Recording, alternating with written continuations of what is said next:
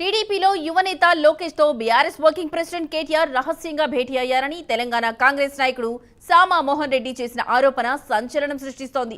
బనకచెర్ల విషయంలో విమర్శలు చేస్తున్న బీఆర్ఎస్ యువనేత ఇలా రహస్య సమావేశాలు జరపడమేంటని ఆయన ప్రశ్నించారు. దీనిపై సోషల్ మీడియా వేదికగా చర్చ కూడా నడుస్తోంది.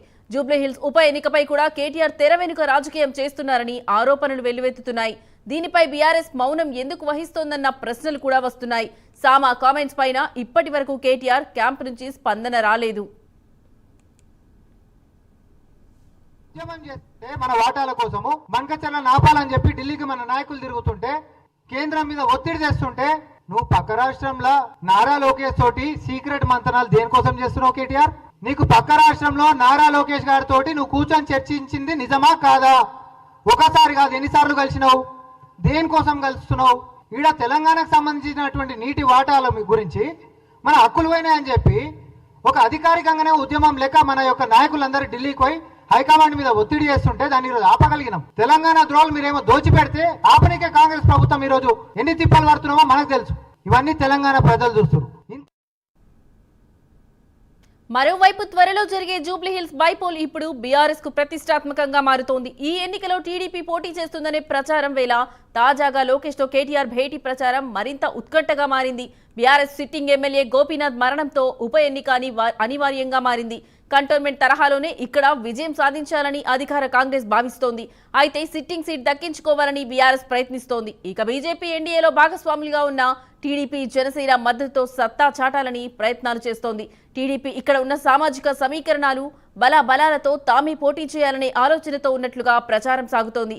ఈ క్రమంలో కేటీఆర్ లోకేష్ తో కొత్త ప్రతిపాదన చేసినట్లు పార్టీ నేతల సమాచారం.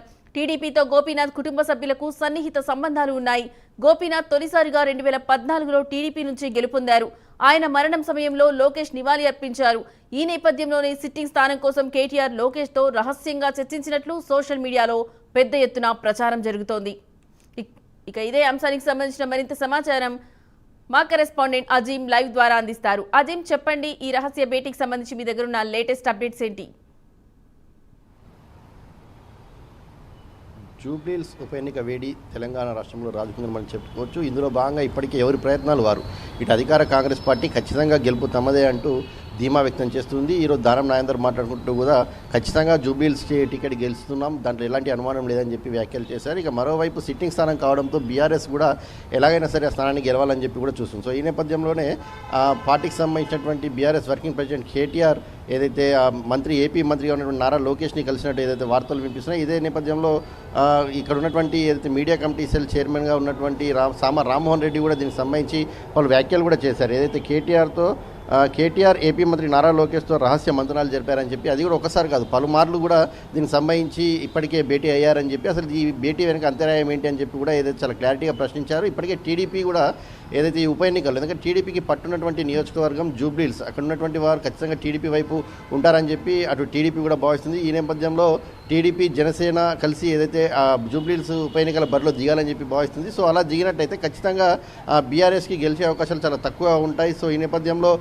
కేటీఆర్ ఇప్పటికే పలుమార్లు నారా లోకేష్ని కలిసి ఈ అంశానికి సంబంధించిన అంశమే మాట్లాడినట్టు కూడా ఏదైతే వార్తలు అయితే వినిపిస్తున్నాయి. టీడీపీ ఏదైతే జూబ్లీహిల్స్ ఉప ఎన్నికలకు సంబంధించిన అంశంలో టీడీపీ జనసేన పోటీ చేయకుండా చేసే ప్రయత్నం కేటీఆర్ చేస్తున్నట్టు తెలుస్తుంది. ఎందుకంటే అక్కడ ఆల్రెడీ గతంలో చూసినట్టయితే టీడీపీ నుంచి ఉన్నటువంటి ఎమ్మెల్యే గోపీనాథ్ 2014లో టీడీపీ నుంచే గెలిచారు. దాని తర్వాత బీఆర్ఎస్లోకి వచ్చారు. సో బీఆర్ఎస్లో కూడా ఇప్పుడు ప్రజెంట్ సిట్టింగ్ ఎమ్మెల్యేగా కూడా ఉన్నారు. సో ఈ నేపథ్యంలో అటు టీడీపీ బీఆర్ఎస్, సో రెండింటి బ్యాక్గ్రౌండ్ ఉన్నటువంటి గోపీనాథ్కి అక్కడ ఖచ్చితంగా బీఆర్ఎస్ కనుక సింగిల్గా పోటీ చేస్తే కాంగ్రెస్పై అధికార పార్టీపై గెలిచే సత్తా చాటొచ్చు, రాష్ట్రంలో కూడా ఒక ఊపు తీసుకురావచ్చు అనే ఆలోచనలో అటు కేటీఆర్ బీఆర్ఎస్ ఆలోచిస్తుంది. సో ఇటువైపు ప్రభుత్వం మాత్రం అధికార పార్టీలో ఉన్నాం, సో ఖచ్చితంగా అధికారంలో ఉన్నాం కాబట్టి కంటోన్మెంట్ ఉప ఎన్నికల్లో ఎలాగైతే గెలిచామో జూబ్లీహిల్స్ ఉప ఎన్నికల్లో కూడా గెలిచి రానున్నటువంటి గ్రేటర్ ఎన్నికల్లో ఇది చాలా ప్లస్ అవుతుంది. ఇక్కడ గెలిచినట్టయితే కాంగ్రెస్ కార్యకర్తలకు బూస్టప్ ఇచ్చినట్టు అవుతుంది. సిటీలో గ్రేటర్లో కూడా కార్పొరేట్ ఎన్నికల్లో కూడా కార్పొరేషన్ ఎలక్షన్లో కూడా ఖచ్చితంగా పెద్ద ఎత్తున విజయం సాధించేటువంటి అవకాశాలు ఉంటాయి. సో లీడర్లలో కార్యకర్తల్లో జోష్ నింపిన వాళ్ళు అవుతామని చెప్పి అధికార పార్టీ కూడా ప్రయత్నం చేస్తుంది. సో ఓవరాల్గా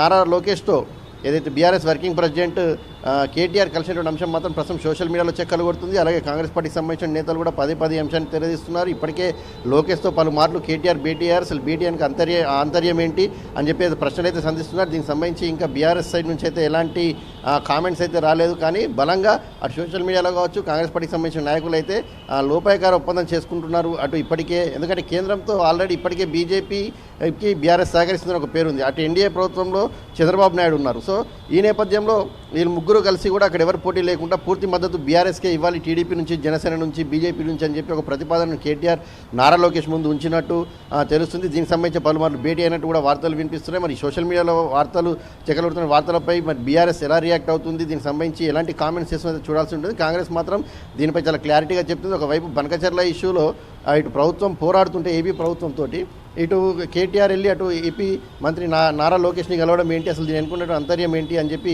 ఈ రాజకీయ వ్యూహంలో భాగంగా జూబ్లీహిల్స్ ఉప ఎన్నికల్లో పూర్తి స్థాయిలో టీడీపీ, జనసేన, బీజేపీకి పోటీకి రానివ్వకుండా మద్దతు తీసుకునే విధంగా కేటీఆర్ మరోవైపు ప్రయత్నం చేస్తున్నారని చెప్పి విమర్శలు అయితే చేస్తున్నారు. మరి దీనికి సంబంధించి బీఆర్ఎస్ పార్టీకి సంబంధించి ఎటు నుంచి ఎలాంటి కామెంట్స్, రియాక్షన్స్ వస్తాయో మాత్రం చూడాల్సి ఉంటుంది. Lakshmi. Right Azeem, thank you.